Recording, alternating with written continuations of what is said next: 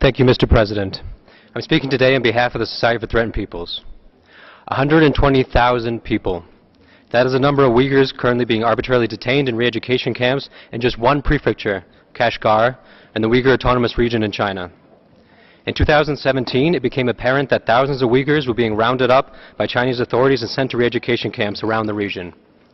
Those detained in camps have been charged with no crime, not provided a trial, and have no access to legal remedies. In the camps, detainees are subjected to political indoctrination classes aimed at eroding the ties to their religion, culture, and ethnic identity. The conditions in the camps are very poor, and at least 3 Uyghurs have reportedly died under mysterious circumstances. One of them, an 82-year-old man, scholar and religious leader, Mohammad Salih Hajim. The sheer scale of this is astounding. Estimates of the current number of Uyghurs detained in these camps range from 800,000 to 1 million. Nearly every family in the Uyghur diaspora has friends or loved ones currently detained in these camps. Innocent people, mothers, fathers, husbands, and wives have all disappeared.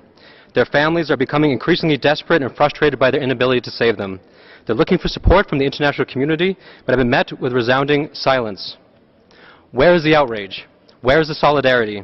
Hundreds of thousands of human beings are suffering, and the majority of states have remained silent. What happened to the moral imperative to care about the lives and well-being of people who live far away from you simply because they're human? What sort of international community do we want to be? Thank you. I thank you, sir.